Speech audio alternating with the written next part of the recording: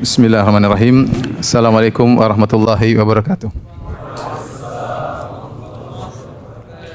Alhamdulillahi ala ihsanih wa syukru lahu ala taufiqihi wa amtinanih wa asyhadu an la ilaha illallah wahdahu la syarika lahu ta'ziman li sya'nih wa asyhadu anna Muhammadan abduhu wa rasuluhu da'ila ridwanih. Allahumma salli alaihi wa ala alihi wa ashabihi wa ikhwanih. Hadirin dan hadirat yang dirahmati oleh Allah Subhanahu wa taala. Alhamdulillah pada kesempatan kali ini dengan karunia Allah kita bisa berkumpul bermajelis dalam rangka saling mengingatkan tentang akhirat. Semoga pertemuan kita diberkahi oleh Allah Subhanahu wa taala. Salawat dan salam tercurahkan selalu kepada junjungan kita Nabi Muhammad sallallahu alaihi wasallam dan juga kepada keluarganya serta seluruh sahabat beliau tanpa terkecuali.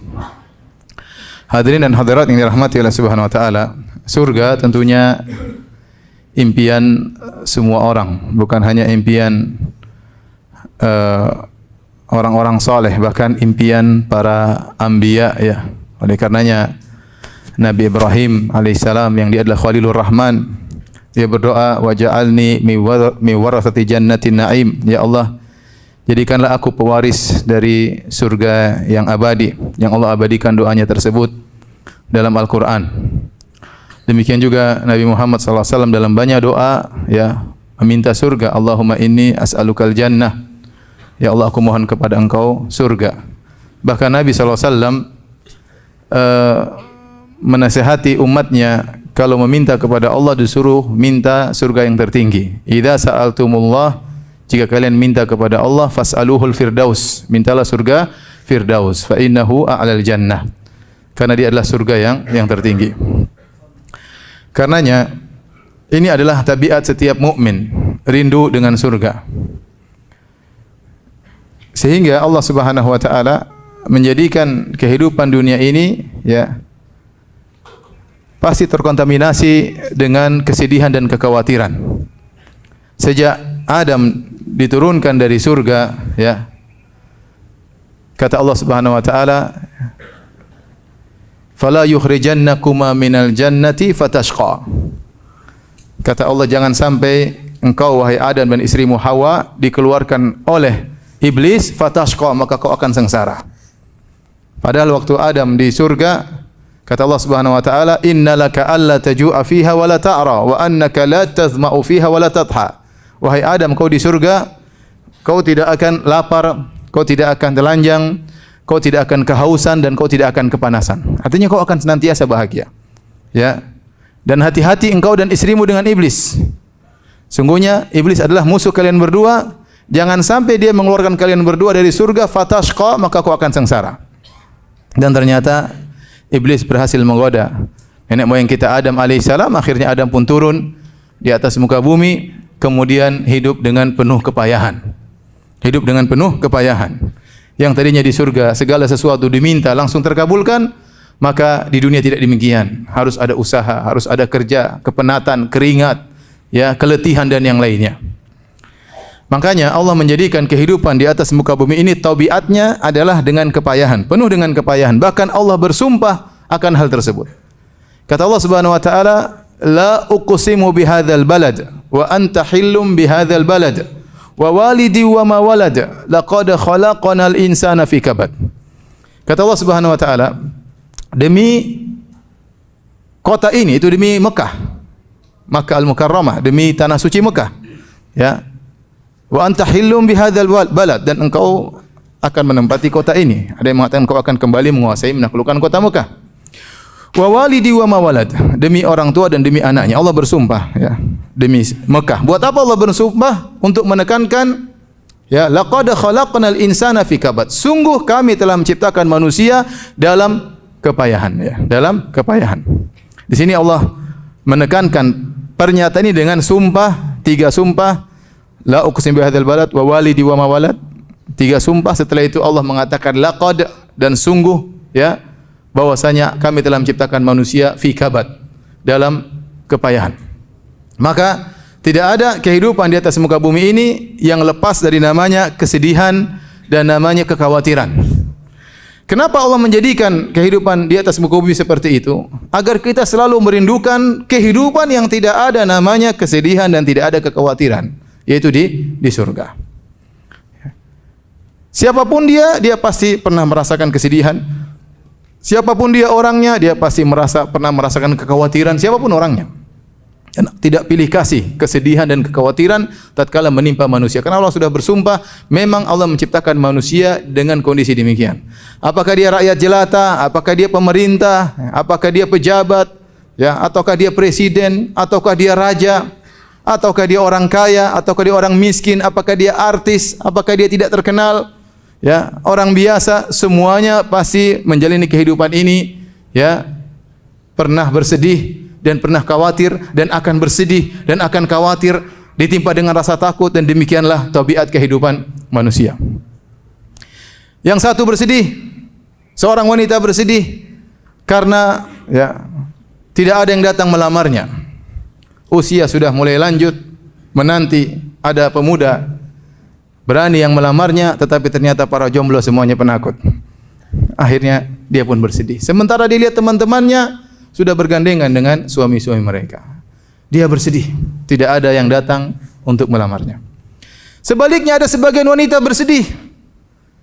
Ternyata tiap hari dia menangis, diomelin sama suaminya, digampar oleh suaminya, dibentak-bentak oleh suaminya, sampai dia berangan-angan seandainya saya tidak pernah punya suami.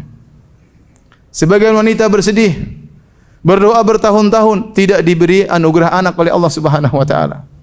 Sementara sebagian wanita yang lain bersedih. Kenapa? Karena dia punya anak-anak selalu bikin masalah buat dirinya. Dan demikianlah kehidupan. Si miskin sakit, si kaya juga apa? Sakit. Antum jangan sangka hanya orang miskin saja yang sakit, mencret ya. Orang kaya, raja, presiden, coba tanyakan, pasti mereka juga pernah apa? Mencret. Tidak ada yang hidup kemudian selalu bahagia, selalu senang. Ya. Bahkan terkadang kita lihat orang kaya, terkadang kita lihat orang pejabat, di balik senyuman mereka nampak mereka dalam kondisi stres, dalam kondisi susah, ya, bertarung dalam pertarungan di antara mereka. Saya punya kawan orang kaya, anak buahnya pekerjaannya ribuan. Kaya harusnya kan senang-senang, selalu bahagia. Tetapi sudah mau lebaran dia pasti pusing. Kenapa? Dia harus siapkan THR buat anak buah yang ribuan orang. Yang miskin-miskin ribuan mau lebaran senang, subhanallah. Ya, yang punya perusahaan, yang punya anak buah banyak malah pusing tatkala mau lebaran. Dan itulah kehidupan. Agar kita tahu bahwasanya di sana ada kehidupan yang tidak ada kesedihan sama sekali. Apalagi dunia ini sebab kesedihan sangat banyak. Kita lihat berita kita sedih, ya. Dengar berita kita sedih. Pulang ke rumah terkadang lihat istri kita sedih. Terkadang lihat anak-anak apa? Sedih. Ya. Sebagian seorang pemuda ingin menikah, maka dia berjuang sekeras mungkin mengumpulkan harta untuk membeli mahar, untuk biaya walimah. Kemudian dia sudah lamar wanita tersebut, sebelumnya dia sudah ditolak 5 kali, subhanallah. Perjuangan berat untuk dapat seorang wanita. Begitu dia sudah kumpulkan uang, sudah menikah dengan seorang wanita, ternyata wanita tukang ngomel kerjanya, sedih di rumah terus. Demikianlah namanya apa? Kehidupan. Demikianlah namanya kehidupan. Seorang wanita diam-diam tahu-tahu sedih. Kenapa? Ada orang lewat, perempuan lain lebih cantik daripada dia. Dia pun sedih. Itu kenapa bisa lebih cantik daripada saya? Apa urusanmu? Tapi dia bersedih. Jadi sebab kesedihan di dunia ini banyak. Apalagi orang yang suka ngikut berita dan akhirnya banyak sedih, banyak gelisah, dan itulah tabiat kehidupan manusia di dunia ini. Agar kita tahu bahwasanya di sana ada kehidupan, tidak ada kesedihan, tidak ada kekhawatiran.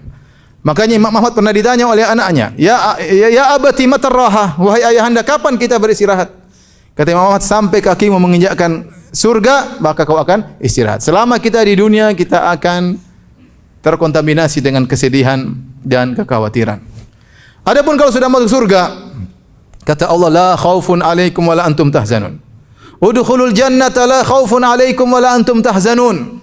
Masuklah kalian ke dalam surga, tidak ada kekhawatiran sama sekali bagi diri kalian. Wala antum tahzanun, dan kalian tidak akan pernah bersedih di surga tempatnya. Dikatakan kepada para penghuni surga, innalakum antasihhu wa la tasqamu abada. Wahai para penghuni surga, kalian akan senantiasa sehat dan tidak pernah sakit selama-lamanya. Tidak ada sakit, tidak ada pilek ya, tidak ada pusing ya, tidak ada stres ya. Penyakit panu pun tidak ada di sana ya. Enggak ada penyakit sama sekali, enggak ada bisul, enggak ada jerawat. semua kalian selalu sehat, tidak ada sakit selama-lamanya. Wa antahyau fala tamutu abada, kalian akan senantiasa hidup dan tidak akan mati selama-lamanya, abadi. Pada hari kiamat kelak didatangkan maut dalam bentuk kabsah, dalam bentuk kambing, kemudian disembelih di antara penghuni surga, di antara penghuni neraka. Dikatakan kepada penghuni surga, khuludun la mauta fiha, tidak ada kematian, kalian akan kekal selama-lamanya. Maka bertambahlah kegembiraan orang-orang penghuni surga. Dikatakan kepada penghuni neraka jahanam, kalian akan kekal selama-lamanya, tidak ada kematian. Maka bertambah kesedihan mereka. Tidak ada namanya kematian. Kemudian dikatakan lagi kepada penghuni surga, ya, wa an tashibbu fala tahramu abada, kalian akan senantiasa muda dan tidak akan pernah tua. Di sini ada yang muda terus enggak? Pasti berubah menjadi orang tua, atau bahasa kita orang senior. Allah kasih tanda bahwasanya kita akan game over di dunia ini. Tadinya muda, gagah, ya, pandangan tajam, telinga pendengaran kuat, mudah berlari, mudah melangkah, berteriak dengan kuat. Lama-lama mulai apa? Melemah. Pandangan mulai kabur, pendengaran mulai lemah, langkah kaki mulai lambat, ya. Suara tidak bisa lagi keras, tadinya lurus mulai bongkok, ya. Tanda-tanda bahwasanya kematian sudah dekat.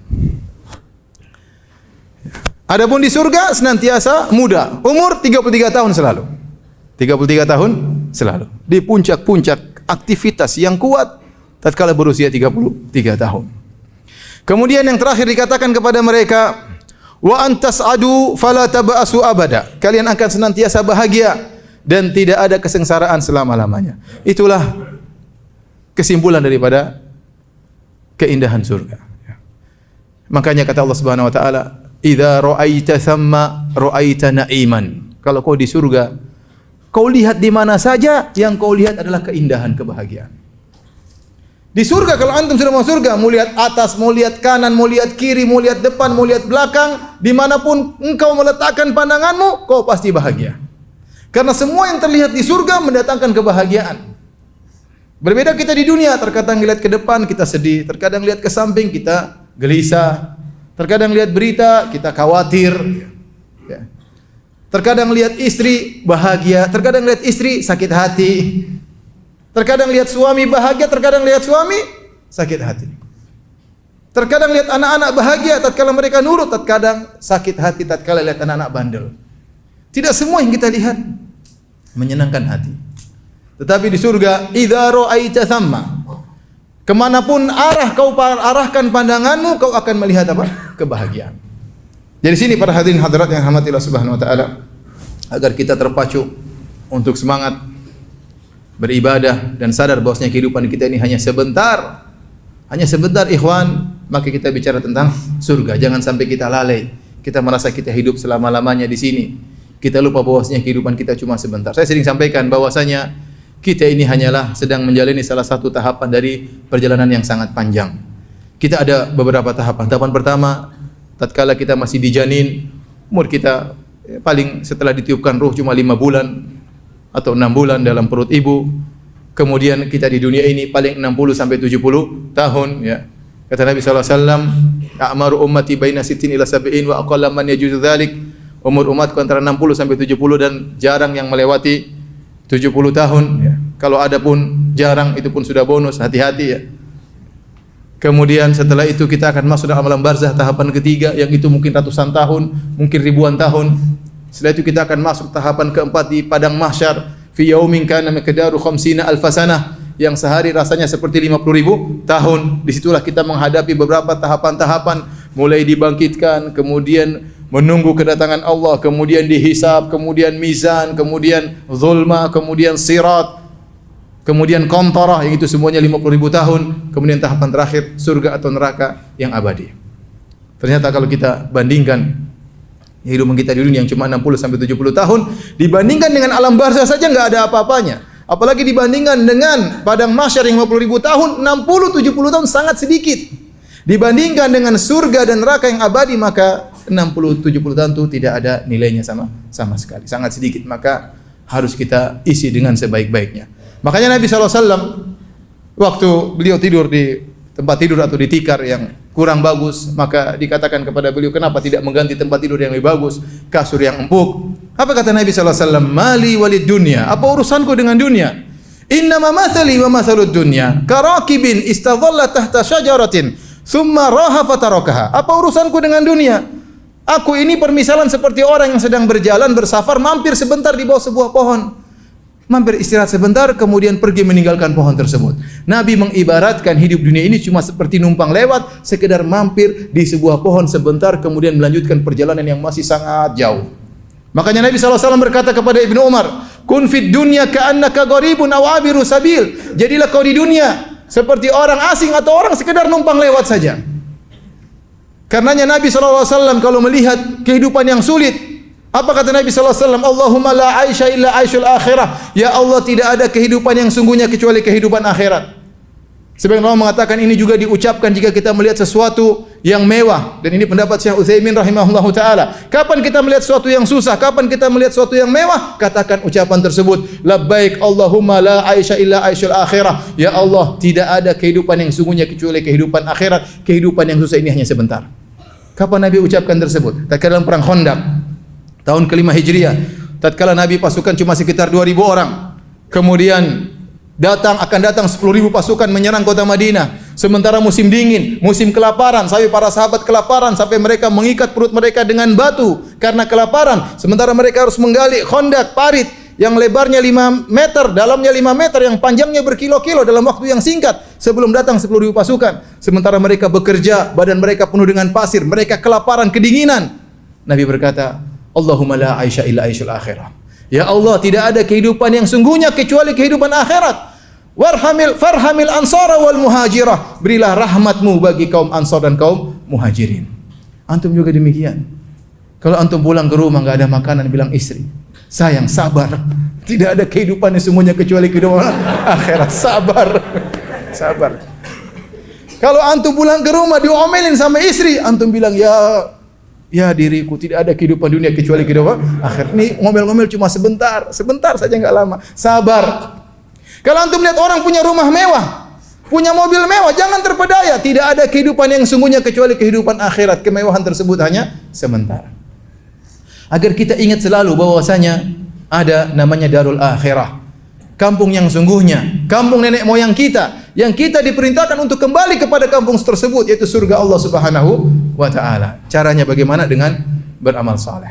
Baik.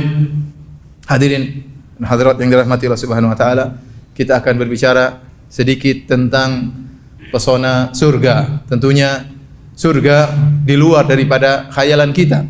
Otak kita tidak mampu untuk menghayalkannya, tapi kita hanya menyampaikan kabar-kabar yang datang kepada kita baik dari Al-Qur'an maupun dari sunnah-sunnah Nabi sallallahu alaihi wasallam. Yang jelas Nabi pernah berkata, qala Allah azza wa jalla, dalam hadis qudsi Allah berfirman, a'dadtu li ibadiyas salihin ma la ainun ra'at wa la udhunun sami'at wa la khatara ala qalbi bashar. Aku siapkan bagi hamba-hambaku yang saleh, ya, kenikmatan yang tidak pernah dilihat oleh mata mereka, kenikmatan yang tidak pernah didengar oleh telinga mereka, dan kenikmatan yang tidak pernah terbetik dalam benak mereka. Ya, ada kenikmatan-kenikmatan yang bahkan ya bukan cuma tidak pernah terlihat, terdengar pun tidak pernah. Dan jangankan bukan terdengar, terbetik di hati pun tidak pernah. Wallahu alam zahirnya. Ada banyak kenikmatan yang kita sudah dengar dari Al-Qur'an, dari hadis. Di sana nanti ada kenikmatan-kenikmatan lain yang Allah belum sebutkan, yang Nabi belum sebutkan, yang tidak pernah kita dengar sebelumnya. Bahkan tidak pernah terbetik dalam benak kita sama sekali. Lebih daripada itu semua. Makanya kemudian kata Nabi SAW membacakan firman Allah Subhanahu wa taala, "Fala ta'lamu nafsun ma ukhfiya lahum min qurrati a'yun jazaa'an bima kanu ya'malun." Sungguhnya tidak ada satu jiwa pun yang tahu tentang kenikmatan surga yang Allah sembunyikan dari mereka. Jadi kalau orang sudah mau surga baru dia bisa tahu kenikmatan tersebut. Tetapi akan kita sampaikan ya apa yang dikabarkan oleh Allah dan Rasulnya, namun hakikatnya sungguhnya lebih daripada apa yang kita khayalkan. Hadirin dan hadirat yang dirahmati oleh Allah Subhanahu wa taala, pertama kita berbicara tentang luasnya surga. Surga bertingkat-tingkat, jelas bertingkat-tingkat. Surga yang paling rendah luasnya dalam hadis dalam Sahih Bukhari disebutkan 10 kali luas bumi ini. 10 kali luas bumi ini. Dalam satu hadis kata Nabi sallallahu alaihi wasallam, "Inni la a'lamu akhira ahli nari khurujan minha wa akhira ahli jannati dukhulan." Kata Nabi sallallahu alaihi wasallam, sungguh aku mengetahui orang yang paling terakhir keluar dari neraka dan yang paling terakhir masuk surga. Ini orang yang paling rendah. Semua orang sudah keluar dari neraka, tinggal dia yang belum. Kemudian dia keluar paling terakhir. Yakhruju minan nari kabwan, bahkan dia keluar dari neraka tertatih-tatih. Dan dia yang paling terakhir masuk surga. Maka dikatakan kepadanya, Allah berkata kepadanya, "Idhhab fadkhulil jannah." Pergilah engkau masuk surga. Maka dia pun pergi ke surga. Fa yukhayyalu ilaihi annaha mal'a. Maka dihayalkan kepadanya surga sudah full. Dia balik kepada Allah, "Ya Rabbi, wajadtuha mal'a." Dengan penuh kesedihan, "Ya Allah, masuk surga semua kapling sudah habis." Kata Allah Subhanahu wa taala, "Idhhab fadkhulil jannah." Pergilah engkau menuju surga. Pergilah dia menuju surga. Fa yukhayyalu ilaihi annaha mal'a. Dikhayalkan kepadanya surga sudah penuh. Dia berkata, "Rabbi wajadtuha mal'a." Dengan penuh kesedihan, "Ya Rabbku, surga sudah penuh, masuk ke mana?" Kata Allah, "Idhhab fadkhulil jannah." Pergilah dan masuklah ke dalam surga. Fa inna laka mithlu dunya wa asyratu amsalihha. Dalam riwayat wa asyratu amsalid dunya. Kata Allah, sungguhnya bagi engkau surga seluas 10 dunia ini. Subhanallah. Ini orang paling terakhir masuk surga. Kemudian dia hampir tidak percaya, dia berkata, "Ya Rabb, atahza bi wa anta rabbul alamin." Ya Allah, Anda kan Tuhan, masa ngejek saya ya Allah? Saya kayak gini dapat 10 kali lipat dunia. Jangan ngejek saya, jangan begitu ya Allah. Allah tidak mengejek. Ternyata dia penghuni surga yang paling rendah. Berapa kerajaannya, seluas apa? 10 kali dunia ini. Kata Nabi sallallahu alaihi wasallam, "Dzalika adna ahlil jannati manzilatan." Itulah orang yang paling rendah kedudukannya di surga. Dan benarlah firman Allah Subhanahu wa taala, "Fa idza ra'aita thamma ra'aita na'iman wa mulkan 'azima." Kalau kau lihat surga, kau akan lihat kenikmatan dan kau akan lihat kerajaan yang besar. Setiap orang masuk surga benar-benar dia seorang raja. Benar-benar dia seorang raja. Bagaimana tidak? Luas kekuasaannya 10 kali dunia ini. Dengan begitu banyak kenikmatan dan keindahan, seluruhnya isinya dengan penuh kebahagiaan. Itu penghuni surga yang paling rendah. Taib, siapa yang mau jadi orang ini? Angkat tangan. Penghuni surga yang paling rendah. Ada yang mau? Angkat tangan. Kita doakan semoga menjadi. Ente nggak mau? Ente pede banget ente. Kayak masuk surga aja. Intinya para hadirin, benar kata Allah, "Wa mulkan 'azima." Kau akan melihat kerajaan yang besar. Benar-benar seorang penghuni surga dia raja. Raja sekarang tidak seperti raja. Presiden sekarang bukan raja sesungguhnya. 5 tahun ganti. Ribut-ribut lagi supaya terjadi lagi entah menang entah kalah seperti itu. Ya. Tidak selalu tenang dengan kekuasaannya. Raja pun demikian. Ya. Ada aja gejolak, ada saja gejolak, ada yang memberontak, ada yang mau anu. Demikian kondisi di dunia. Siapa yang raja tenang dengan pasti kekayaannya abadi selama-lamanya, dia muda selama-lamanya, ditemani dengan bidadari selama-lamanya, kekayaan yang selama-lamanya.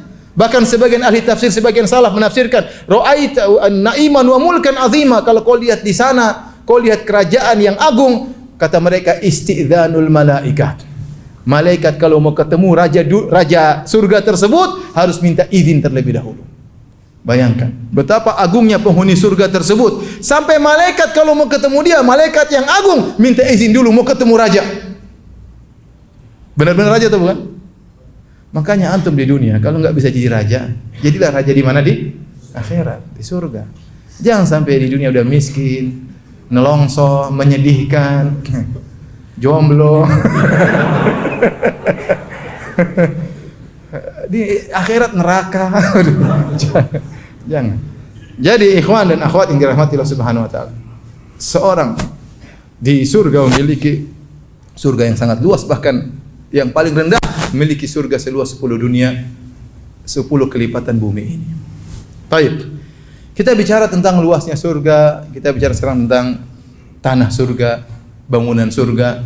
Ya, dalam hadis labinatun min dhahab, labinatun min fiddah, wa milatuha al-miskul adfar. Ya.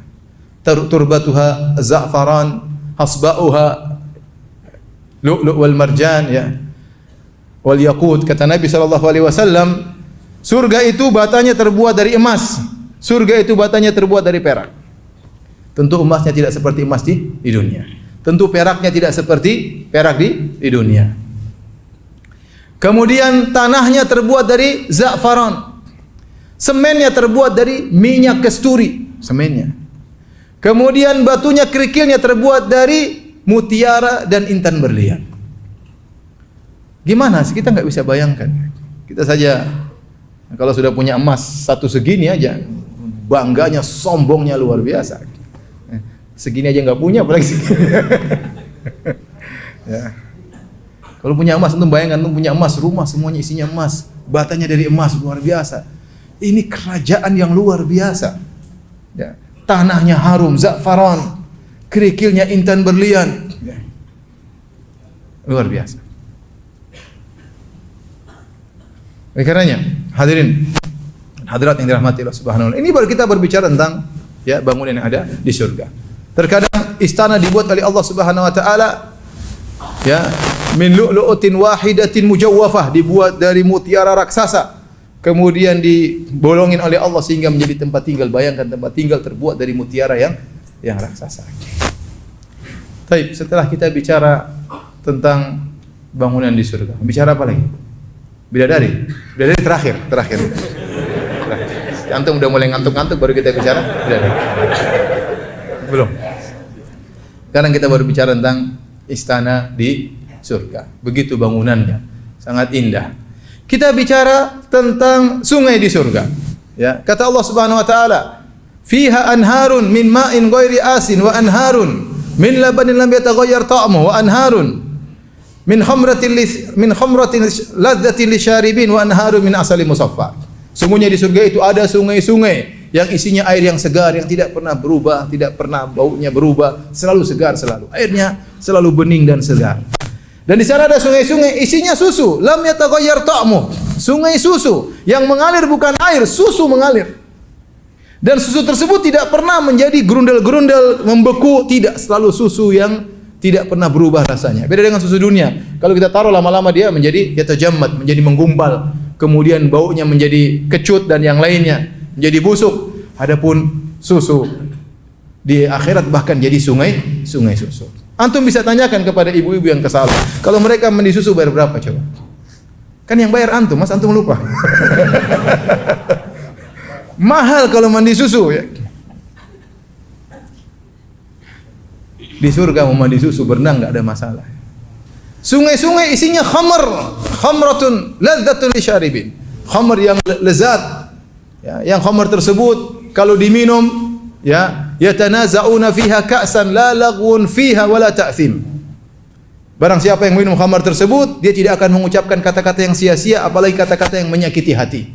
Artinya apa? Dia minum khamr dalam kondisi sadar, tapi ada kelezatan luar biasa. Beda dengan khamr di dunia. Kalau diminum pahit, kemudian bikin pening, ya. Setelah itu kepala pusing, kemudian berkata-kata kotor, lupa daratan, entah ngomong apa, enggak sadar. Ya.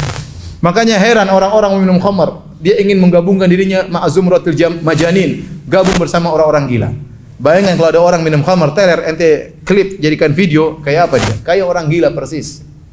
Tetapi di akhirat enggak. Minum bir, minum khamr di sungai, ente berenang, masya Allah. Sambil berenang minum khamr, luar biasa, luar biasa. Mungkin antum lihat ikan-ikan juga banyak, ikan-ikan juga nggak ada yang mabuk di sana. Jadi ente berenang, masya Allah, luar biasa. Ini di luar daripada khayalan. Kemudian wa anharun min asalin musaffa, sungai-sungai isinya adalah madu yang murni. Bayangkan, bukan sungai mengalir dalam kerajaan penghuni surga. Bahkan para salaf mengatakan anharun tajri min ghairi ukhdud. Sungai-sungai mengalir tanpa ada lubangnya. Mengalir di atas. Mengalir di atas. Jadi di dunia namanya sungai pasti mengalir, ada khandaknya, ada paritnya, ada lubangnya baru kemudian dia mengalir. Tapi di surga sungai mengalir tanpa ada lubangnya. Itulah, ya, sungai-sungai di surga. Sekarang kita bicara tentang apa? Pohon-pohon di surga. Pohon-pohon di surga, ya, Berbeda dengan pohon-pohon di dunia. Kata Nabi sallallahu alaihi wasallam, "Ma min syajaratin fil jannah illa wasaquha min dhahab."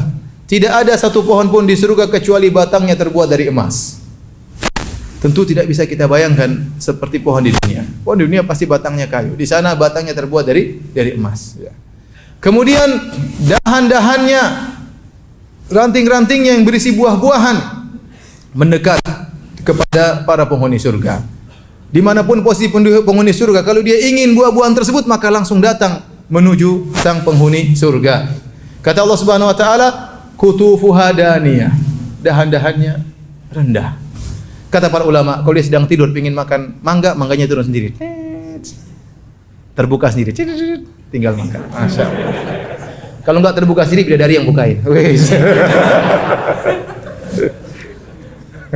Menghayal aja kerjaan. Dia lagi berjalan pengen makan, mangganya dekat. Masya Allah. Dia berdiri, dia duduk, kemanapun dia ingin, buah-buahannya datang sendiri. Kutufuha daniyah. Buah-buahan tersebut tidak pernah mengenal musim, selalu ada selama-lamanya. Bahkan kata musim di surga mungkin enggak ada. Beda kita di dunia, ingin makan mangga tunggu musim mangga. Ingin makan durian tunggu musim apa? Durian, ya. Di surga tidak ada musim. Setiap saat Anda bisa makan apapun yang Anda kehendaki. Buah-buah apapun yang Anda kehendaki. Ya, wa fawakih, kata Allah Subhanahu wa taala, buah-buahan. Ya. Allah sebutkan penghuni surga dihidangkan buah-buahan. Begitu dia dihidangkan buah-buahan, bukan cuma satu buah, banyak buah di depan dia. Dia tinggal pilih mana yang mau dia makan. Mau langsung dari pohon boleh, dihidangkan di hadapan juga boleh, ya boleh.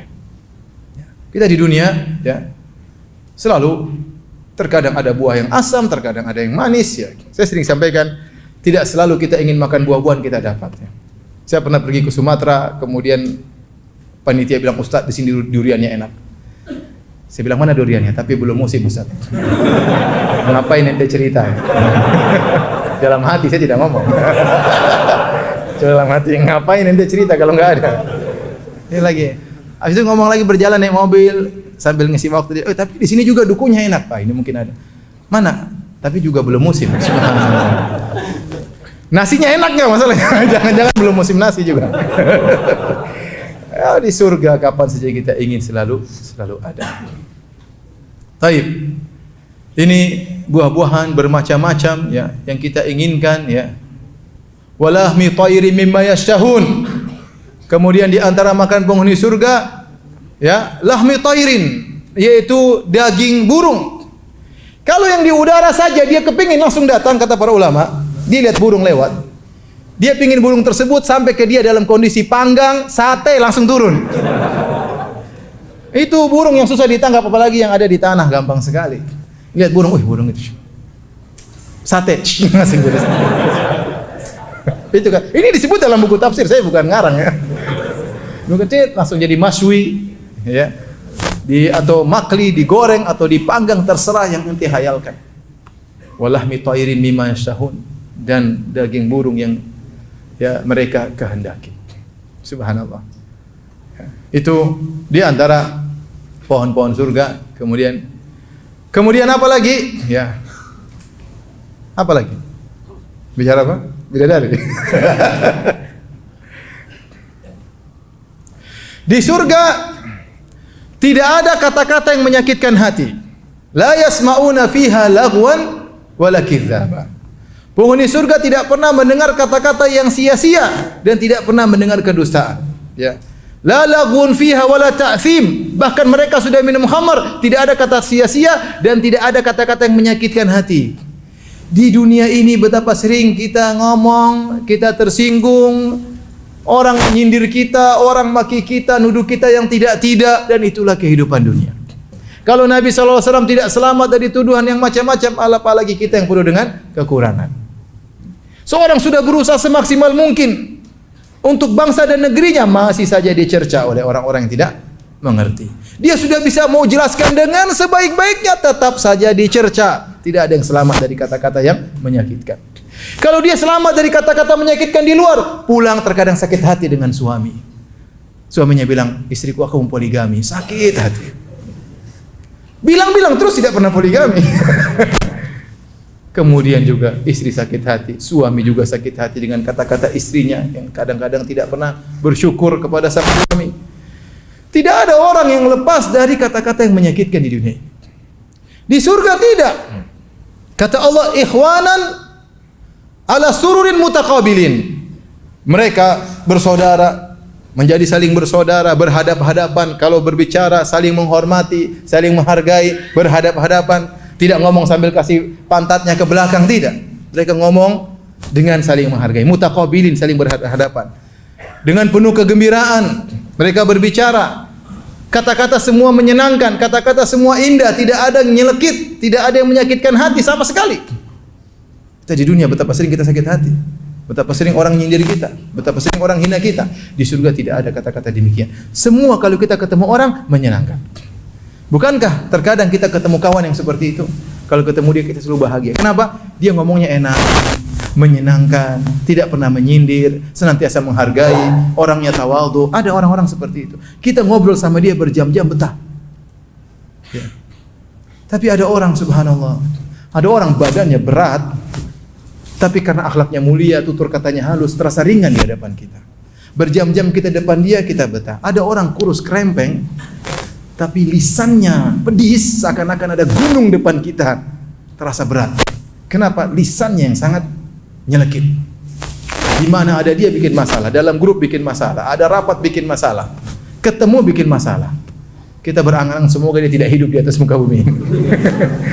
Jadi di surga tidak ada kata-kata yang menyakitkan. Semua kata-kata menyenangkan. Isya berapa menit lagi? 5 menit lagi ya? Baik. Kata panitia 5 menit sebelum azan ya. Siap-siap, mau siap-siap dulu. Mana panitia? Hah? Sampai azan? Oke, sampai azan. Baik. Kemudian di surga, apa saja yang antum minta dikabulkan oleh Allah Subhanahu wa taala. Semua dikabulkan oleh Allah Subhanahu wa taala. Betapa sering di dunia kita punya cita-cita, punya keinginan, punya harapan tidak dikabulkan. Tidak dikabulkan. Padahal bisa jadi tidak dikabulkan lebih baik bagi kita. Tetapi kita kecewa. Ya, kita kecewa.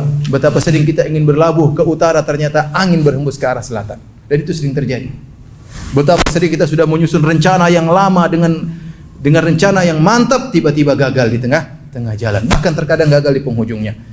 Adapun di surga minta apa saja dikabulkan. Kata Allah Subhanahu wa taala, "Walakum fiha ma tashtahi anfusukum, walakum fiha ma tad'un, nuzulan min ghafurir rahim."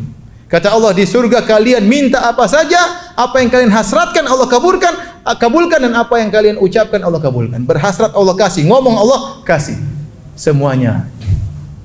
Minta apa saja. Sampai dalam Sahih Al-Bukhari, tatkala dari Abu Hurairah radhiyallahu taala anhu, anna Nabi sallallahu alaihi wasallam kana yauman yuhaddits wa indahu rajulun min ahli al-badiyah. Suatu hari Nabi sallallahu alaihi wasallam sedang menyampaikan hadis, dan di sisi beliau ada seorang Arab Badui. Maka Nabi berkata kepada para sahabat, "Inna rajulan min ahli al-jannah yasta'dhinu rabbahu fi zara'." Sungguhnya di surga kelak ada seorang lelaki minta izin kepada Allah untuk bisa bercocok tanam. Dia ingin bercocok tanam. Mungkin nostalgia, mungkin dia dulu petani ya. Ya. Maka Allah bertanya kepada dia, ini tumben minta cocok tanam. Semuanya pengin main sama bidadari, dia pengin cocok tanam. Maka Allah bertanya, "Alasta fi ma syi'ta?" Bukankah kau minta apa saja pasti dikabulkan? Kata orang tersebut, penghuni surga tersebut, subhanallah. Mudah-mudahan orang itu adalah antum ya akhi. Orang tersebut berkata, "Bala, tentu ya Rabb, aku tahu aku minta apa saja dikabulkan. Engkau pasti berikan apa yang aku minta. Walakinni uhibbu an azra', tetapi kali ini aku ingin bercocok tanam." Allah kabulkan. Fabadara, maka dia pun menaruh benihnya. Apa kata Nabi sallallahu alaihi wasallam? Fabadara tarfa nabatuhu wastiwa'uhu wastihsaduhu fakana ka'amsalil jibal. Baru dia taruh, tring, belum dia mengejapkan matanya, tiba-tiba sudah tumbuh, langsung besar, langsung panen. Karena di surga tidak pakai nunggu. Enggak ada nunggu-nunggu di sana. Enggak ada nunggu. Mau apa saja langsung dikabulkan. Kita di dunia ini selalu menunggu, menanti. Ya. Betapa sering kita ke restoran makan. Mbak, jangan pakai lama ya, ayah. Tetap aja lama. Ya. Yang kita beli lama, bahkan gratisan pun kita terkadang nunggu ngantri. Ya. Mau apa saja sering kita apa? Nunggu. Di surga enggak pakai nunggu. Bayangkan. Dia minta apa saja dikabulkan. Bahkan ingin bercocok tanam, maka langsung Allah kabulkan seketika itu pula. Karena di surga tidak ada kesedihan. Tidak boleh ada kesedihan. Tidak boleh ada kesedihan. Maka waktu Nabi mengatakan demikian, Arab Badui ini berkata, saya tahu itu orang. Itu pasti orang Quraisy. Yang minta cocok tanam itu pasti apa orang? Orang Quraisy. Kenapa? Karena orang Quraisy itu tukang bercocok tanam. Atau orang Ansor, tukang apa bercocok tanam. Maka Nabi SAW pun tersenyum. Siapa tahu orang Medan. Jadi kalau antum sampai di surga dengar ada orang bilang, ya Allah, aku ingin makan durian ucok, itu orang Medan.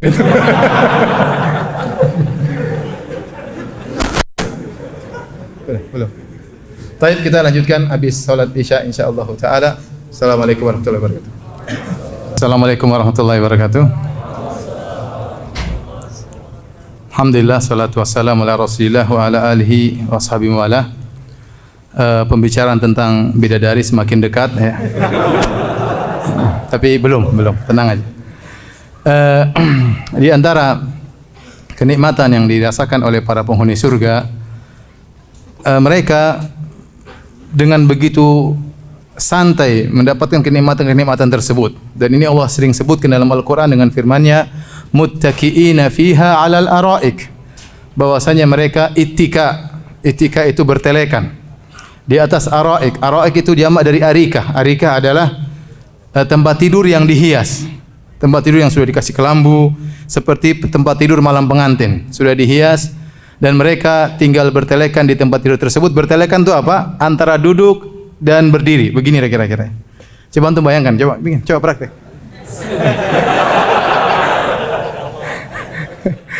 Jadi orang yang duduk begini menunjukkan apa? Menunjukkan dia tidak sakit. Kalau sakit susah begini. Menunjukkan dia tidak perlu capek sama sekali.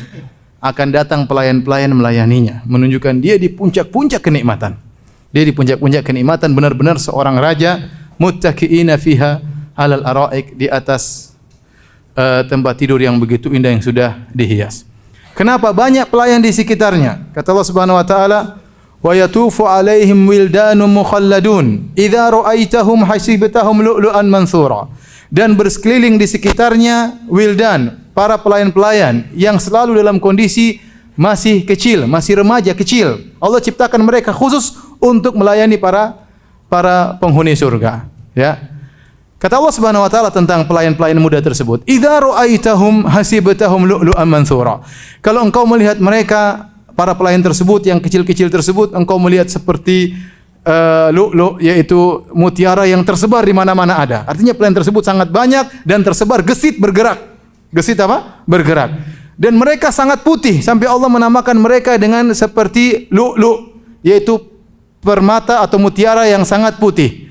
Antum bisa bayangkan pembantunya saja, pelayan saja, putihnya seperti mutiara. Bagaimana dengan majikannya? Bagaimana dengan apa? Majikannya. Kemudian Allah menyebutkan pelayan tersebut anak-anak kecil. Supaya apa? Supaya enak dipandang, supaya enak disuruh-suruh. Kalau jadi pelayan om-om nggak enak ya. Om-om ambilin dulu om. Apalagi sudah tua nggak enak. Tapi Allah buat mereka apa?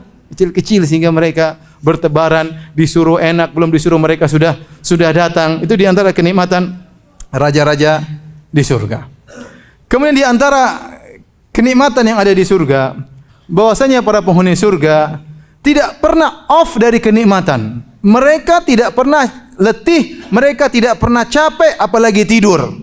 Oleh karenanya mereka berkata tatkala dalam surga, la yamassuna fiha nasabun wa la yamassuna fiha lugub. Kata mereka, kami di surga tidak akan merasakan nasab wala lugub. Apa itu nasab, apa itu lugub? Dalam bahasa Arab, nasab artinya kelelahan tatkala beraktivitas, lugub artinya kelelahan setelah beraktivitas.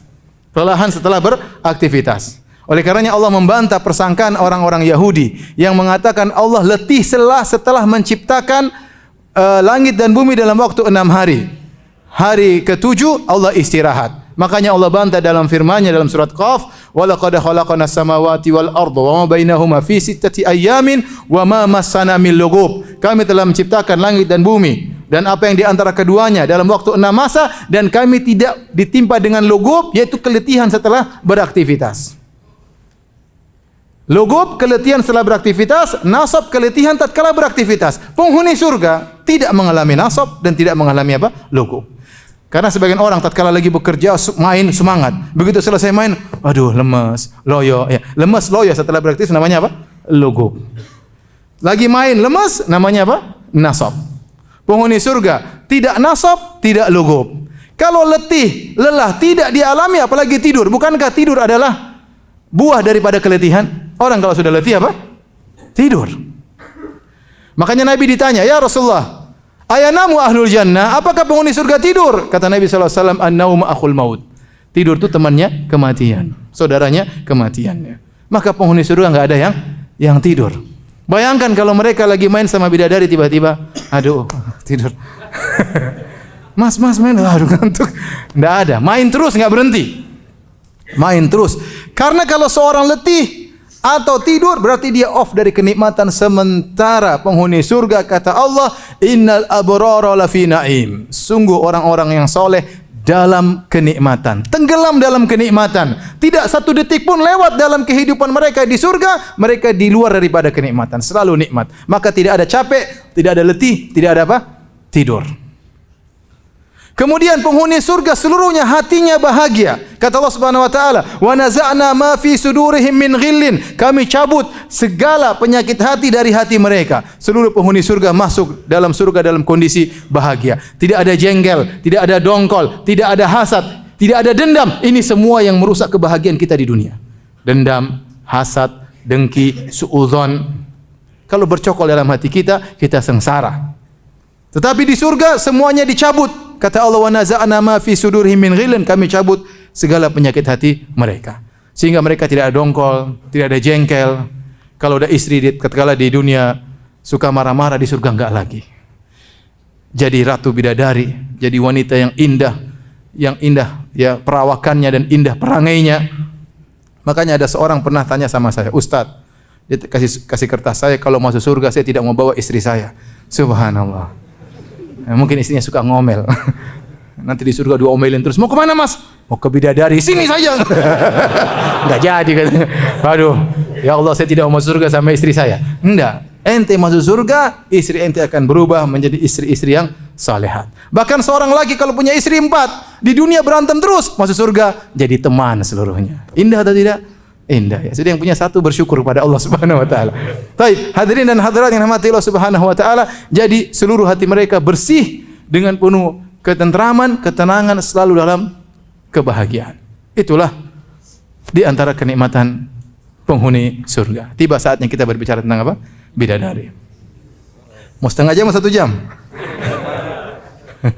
Kita singkat aja. Bidadari banyak Allah sebutkan dalam Al-Quran sifat-sifatnya dan juga banyak disebutkan oleh Nabi SAW dalam sifat-sifatnya.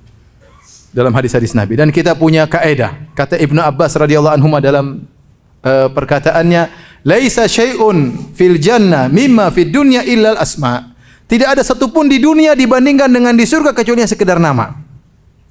Nama saja yang sama, seluruh hakikatnya berbeda. Tadi sudah kita sebutkan. Sungai namanya sungai, hakikatnya beda. Pohon namanya pohon, hakikatnya apa? Beda. Buah namanya buah, hakikatnya apa? Beda. Ya. Kemudian tanah beda. Di surga tanah terbuat dari apa? Za'faran. Kerikil namanya sama-sama kerikil, tapi hakikatnya apa? Beda. Emas nama-samanya emas, tapi hakikatnya beda. Semua berbeda, tidak ada yang sama. Bahkan wanita tidak sama dengan wanita dunia, tidak sama dengan wanita di surga. Rasulullah SAW memberikan satu kesimpulan yang sangat indah. Kata Nabi SAW, "Lau anna imra'atan min ahlil jannah ittala'at ala ahli dunya la adha'at ma bainahuma wa la mala'at ma bainahuma riha wa la nasifuha ala ra'siha khairu minad dunya wa ma fiha." Kata Nabi SAW, seandainya ada seorang wanita surga nongol di dunia ini, nongol, teling, maka akan memberi penerangan antara langit dan bumi. Seandainya di medan semuanya lampu mati, bidadari nongol, terang benderang, Masya Allah. Asli terang benderang. Bukan cuma itu, wala malat bainahuma riha, bahkan keluar bau yang semerbak, yang harum dari bumi sampai di langit gara-gara munculnya bidadari tersebut. Kemudian kata Nabi sallallahu alaihi wasallam, "Wala nasifu ala ra'siha." Kerudungnya, khimarnya yang ada di atas kepalanya lebih baik daripada dunia dan seisinya. Itu baru kerudungnya, ikhwan. Belum apa? Belum lesung pipitnya. Masya Allah. Itu apanya? Enggak tahu saya. Saya enggak tahu dari kayak apa ya. Intinya ya luar biasa ya. Tapi kata Allah, "Fala ta'lamu nafsun ma ukhfiya lahum." Allah sembunyikan. Seandainya Allah perlihatkan kita bidadari 5 menit saja, mungkin kita semua jadi soleh semua. Sudah semuanya ngaji Quran terus kerja. Bidadarinya kelihatan loh. Ini kita dapat kayak gini, waduh. Tapi Allah tidak perlihatkan. Kita beriman kepada yang gaib. Allah kabarkan ada bidadari. Rasulullah SAW kabar bidadari, kita percaya. Ya. Ya. Dan semua di luar khayalan kita. Saya akan sebutkan sifat-sifat bidadari tersebut. Yang pertama, Nabi SAW berbicara tentang fisiknya. Atau Allah berbicara tentang fisiknya. Kata Allah Subhanahu Wa Taala bahwasanya bidadari ka'amthali lu'lu'il maknun wa hurun 'ain ka'amthali lu'lu'il maknun. Yang bidadari yang matanya jelita, lentik jelita, ka'amthali lu'lu'il maknun, seperti mutiara yang tertutup dalam cangkangnya. Ini mensifatkan tentang putihnya kulit bidadari. Seperti mutiara dalam cangkangnya, tidak terkontaminasi dengan apapun, putihnya bersih murni, tidak ada bintik-bintiknya, tidak ada tai lalat-tai-lalatnya, enggak ada bopeng-bopengnya, enggak ada. Putih bersih, beda dengan wanita dunia. Seperti apapun ada bintik-bintiknya, ada merah-merahnya, ada item-itemnya, ada gores-goresannya. Adapun bidadari putih bersih, tidak ada terkontaminasi dengan satu titik hitam pun. Seperti mutiara yang tertutup dalam cangkangnya. Antum yang buka cangkang tersebut. Itu berkaitan dengan putihnya bidadari. Berkaitan dengan beningnya bidadari. Kata Allah Subhanahu Wa Taala, ya, ka'annahunnal yaqutu wal marjan dalam surat Ar-Rahman. Sungguhnya para bidadari seperti al-yaqut wal marjan, seperti intan berlian, seperti mutiara. Kata para ulama, mutiara putih dimaksudkan adalah kulitnya yang putih, adapun tubuhnya bening seperti intan berlian. Kita kalau ambil intan berlian, bening atau tidak? Bening. Ternyata tubuh bidadari bening. Saking beningnya, kata Nabi SAW, mir'atuha kabiduhu. Sesungguhnya hatinya bidadari adalah cermin bagi suaminya. Kalau antum masuk surga, terus antum ketemu dengan istri antum dari bidadari, di depan antum ternyata wajah antum di hatinya. Subhanallah. Kenapa? Karena saking bening tubuhnya. Ya, saking bening apa? Tubuhnya. Ya. Saya sering tanya istri saya, sayang kamu lagi di mana? Lagi di hatimu wahai suamiku. Masya Allah. Semoga Allah menjadikannya bidadari surga. Amin ya rabbal alamin. Intinya, benar-benar seorang melihat bidadari sangat bening. Saking beningnya apa kata Nabi sallallahu alaihi wasallam? Ya, kata Nabi sallallahu alaihi wasallam bahwasanya yura suqa mukhihi yura mukhu saqaihi min wara'il lahmi minal husni. Kata Nabi sallallahu alaihi wasallam, terlihat sumsum betisnya di balik dagingnya. Sumsum betisnya kelihatan. Kalau orang dengar lafal Nabi, terlihat sumsum betisnya di balik tulangnya, di balik dagingnya, wah ini genderuwo kali ya. Tetapi Nabi bantah, kata Nabi, minal husni, karena saking indahnya. Ini yang membuat kita semakin yakin bahwasanya bidadari tidak bisa kita hayalkan. Coba antum bayangkan, sosok putih banget, tapi bening banget. Sampai sumsumnya kelihatan. Wah, ngeri enggak antum? Ngeri. Ini tengkorak hidup. Itu kalau otak kita yang penuh ketololan ya. Yang penuh keterbatasan. Tapi Nabi mengatakan minal husni, karena saking indahnya. Saking indahnya. Kita enggak usah bicara bidadari. Allah menyebutkan tentang minuman, kup, cangkir yang kita gunakan untuk minum khamr di surga. Kalau penghuni surga gunakan minum khamr, kata Allah Subhanahu wa taala, qawarira min fiddah. Bayangkan kaca-kaca yang dijadikan cangkir terbuat dari perak. Peraknya bening di surga. Gimana? Apa ada di dunia perak bening? Enggak ada. Perak metal enggak ada yang bening, tapi perak tersebut saking beningnya kelihatan khamr dari dalamnya. Kata para ulama, ini menunjukkan perak di dunia tidak sama dengan perak di mana? Di akhirat. Dia metal, perak tapi bening. Nah, kalau perak saja beda dengan perak dunia, dengan perak surga, apalagi wanita dunia dengan wanita apa? Surga. Saking putihnya bidadari, kata Nabi sallallahu alaihi wasallam, yura bayadu saqaiha min wara'i sab'ina hullah. Kata Nabi sallallahu alaihi wasallam, terlihat putih betisnya di balik 70 gaun. Kalau antum ketemu bidadari di surga, kemudian dia pakai gaun 70 lapis. Di balik gaun tersebut sudah antum kelihatan putihnya, padahal sudah pakai 70 gaun masih kelihatan tembus putihnya. Gimana antum sabar untuk tidak segera merobek gaun tersebut? Taib, intinya sudah. Terus apa sudah? Sudahlah. Sudah malam ini jam. Taib. Kata Allah Subhanahu wa taala tentang para bidadari. Kata Allah Subhanahu wa taala sampai Allah sebutkan tentang fisiknya, wa kawaiba atraba. Bosnya para bidadari tersebut kawaib. Kawaib itu antum tahu Ka'ab itu apa nama mata kaki? Antum tahu bentuk mata kaki? Kan menonjol kan? Bundar dan menonjol. Kata Allah Subhanahu wa taala demikianlah dada-dada para bidadari. Ya. Ya udah jangan dibayangkan, gitu aja pokoknya. Kita skip, lanjut. Taib, kemudian mereka senantiasa muda. Kata Allah Subhanahu wa taala wa azwajum mutahharah, dan istri-istri yang disucikan. Disucikan akhlaknya dan disucikan tubuhnya. Para wanita surga, mereka tidak haid. Mereka tidak ada ingusnya. Mereka tidak ada upilnya. Mereka tidak ada bau keteknya. Mereka harum selalu. Bayangkan nongol di dunia, satu bumi bau harum. Sampai dikatakan oleh Ibnu Abbas, inna rajula min ahlil jannah la yu'anikul hawra sab'ina sanatan la yamalluha wa la tamalluhu. Sungguh seorang laki penghuni surga akan memeluk bidadari 70 tahun, dia tidak bosan meluk bidadari tersebut. Kenapa? Karena tidak ada baunya. Antum coba peluk perempuan sehari, dia udah bosan dari ente. Ente udah bau dan dia juga udah bau ya. 70 tahun dia peluk dan dia tidak bosan. Kenapa? Karena selalu harum. Tidak ada kotorannya sama sekali. Tidak ada tai matanya, tidak ada tai telinganya, tidak ada kentutnya, tidak ada. Antum wanita tercantik di dunia ini pasti kalau kentut pasti bau ya. Enggak percaya? Baik. Jadi secara fisik luar biasa. Ya. Kita bicara akhlak. Bagaimana akhlak bidadari? Kata Allah Subhanahu wa taala, qasiratut tarf. Mereka senantiasa menundukkan pandangan. Apa maksudnya mereka menundukkan pandangan? Dua tafsiran. Tafsiran pertama, para bidadari saking cantiknya sehingga menundukkan pandangan suaminya. Kita di dunia, istri mau secantik apapun pasti masih nengok yang lainnya. Siapapun dia orangnya, dia pasti masih nengok yang lainnya. Tapi di surga kalau istri sudah sangat cantik, sang lelaki sudah melihat sudah puas. Kenapa? Terlalu cantik. Tidak butuh dia melihat kepada yang lainnya. Tapi Allah berikan banyak bidadari.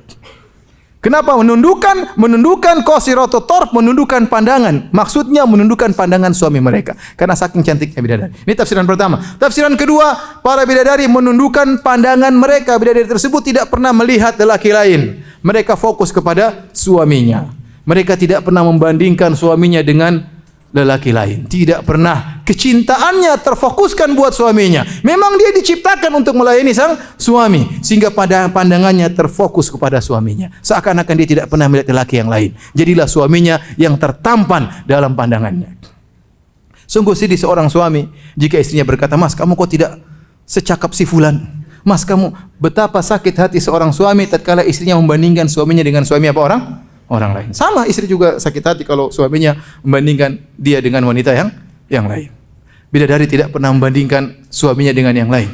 Fokus dia melayani apa? Suaminya. Demikian akhlaknya. Kata Allah Subhanahu wa taala juga di antara akhlak bidadari, hurum maqsuratun fil khiyam. Para bidadari senantiasa terpingit dalam kemah-kemah. Mereka selalu menanti kedatangan suami mereka. Tidak keluar kecuali dengan izin apa? Suami mereka. Kapan suami mereka pulang, pasti mendapati para bidadari siap melayani sang suami. Tidak seperti wanita dunia, bagaimanapun terkadang tidak siap melayani suaminya. Ada seorang wanita mau didatangi oleh suaminya, ternyata dia sedang datang bulan.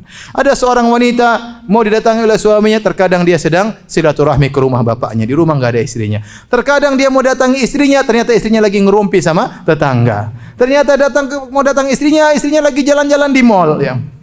Terkadang dia mau datang istrinya lagi sakit. Terkadang dia datang istrinya enggak sakit, enggak lagi ke mall, lagi sehat, tidak haid, lagi di rumah, tapi tidak berhasrat. Adapun wanita surga senantiasa siap melayani apa? Suaminya. Saya rasa sampai di sini saja ya. Yang bisa saya sampaikan.